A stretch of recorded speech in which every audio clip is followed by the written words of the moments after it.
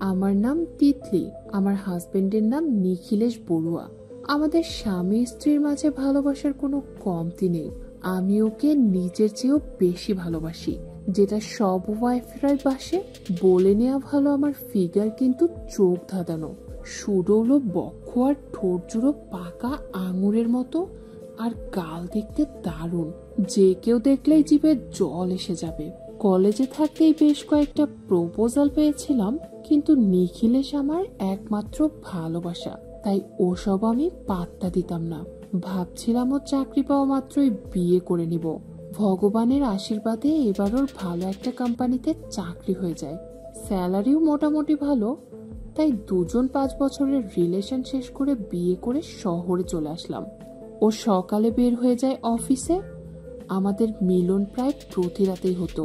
ওর size বড় হলেও এখন আমি মোটামুটি অভ্যস্ত হয়ে গেছি। সব মিলিয়ে সুখে শান্তিতেই চলছিল আমাদের সংসার। কিন্তু বিপত্তি বাধে কিছুদিন পরই।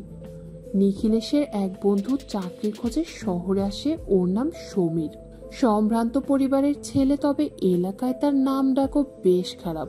অনেক মেয়েকেই সে তার নিচে নিয়েছে। যে মেয়ের দিকে একবার তাকিয়েছে তাকে না খাওয়া পর্যন্ত তার মুক্তি নেই। আর সমীরের মাঝে কিছু একটা ছিল যার দরুন সব মেয়েরাই তার প্রতি আকৃষ্ট হতো। অনেক মেয়ে তাদের বয়ফ্রেন্ড ছেড়েও সমীরের কাছে আসতো। আসলে ওর মধ্যে সম্মোহনী ক্ষমতা বেশি ছিল এবং সে ভালো কৌশল জানতো এবং মেয়েদের মনের মধ্যে সহজে ঢুকে যেত। সমীর শহরে এসে নিখিলকে কল দিল ও তাকে আমার বাসায় আসতে বলল। আমি চা নিয়ে আসতেই সমীর আমাকে দেখতে পেয়ে যেন আমাকে চোখ দিয়ে গিলে খাচ্ছিল। এবার চা খেতে খেতে সমীর নিখিলেশকে বলল সে বাসা খুঁজছে। ও বেশি কিছু না ভেবে তাকে আমাদের বাসায় থাকতে বলল। সেও রাজি হয়ে গেল।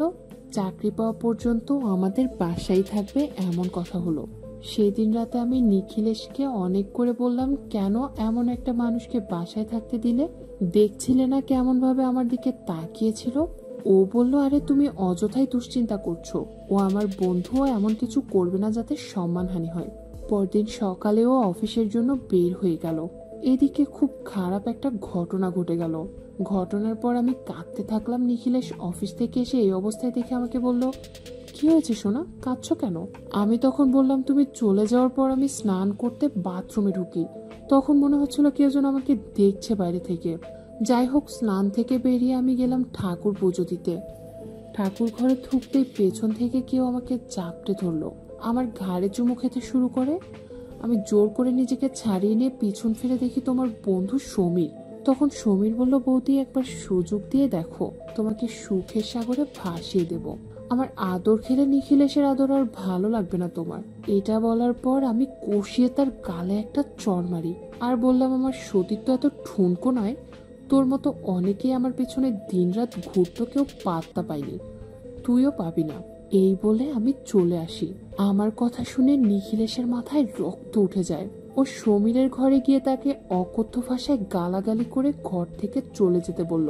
সমীর হাসতে হাসতে বলল, এই হলো নিজের স্ত্রীর উপর বিশ্বাস। হাহা, যদি তোর স্ত্রী এতই পবিত্র হতো আর তোর যদি এতই বিশ্বাস থাকতো, তাহলে আমাকে চলে যেতে বলতি না? তোর স্ত্রী হলো নষ্টা মেয়ে। হাহা। নিখিলেশ আরো ক্ষেপে গিয়ে বলল, এই মুহূর্তে আমার বাড়ি থেকে বের হয়ে যায়, নয়তো আমি পুলিশ ডাকবো। তখন আমি বললাম, না, ও যদি চলে যায় তাহলে আমি হেরে যাব।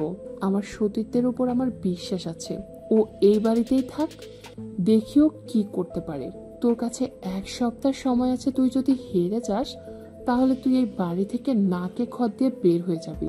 তখন সমীর দাঁত বের করে হেসে বলল, আর আমি যদি জিতে যাই?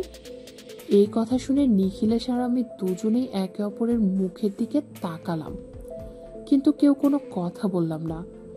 খানিক পর সমীর বলে উঠল, যদি আমি জিতে চাই তাহলে আমি যতদিন খুশি তোমাকে করব, আর তোমার বরকে সব পরিষ্কার করতে হবে। বলো রাজি? এটা শোনার পর লজ্জায় নিখিলেশের মাথা গরম হয়ে গেল। ও বলে উঠল, শুয়োরের বাচ্চা, তোর এত বড় সাহস! বলে তেড়ে গেল সমীরকে মারার জন্য। এমন সময় বলে উঠলাম, আমি রাজি। নিখিলেশ এবার স্তব্ধ হয়ে দাঁড়িয়ে পড়ল। বলল, তুমি কি পাগল হয়ে গেছো? এই শয়তানের ফাঁদে পা দিও না তিতলি। সমীর আবারও হাহা করে হেসে দিল। দেখলে বৌদি, তোমার স্বামীর ভরসা নেই তোমার উপর। আমি নিখিলেশের দিকে তাকিয়ে বললাম, আমি পারবো।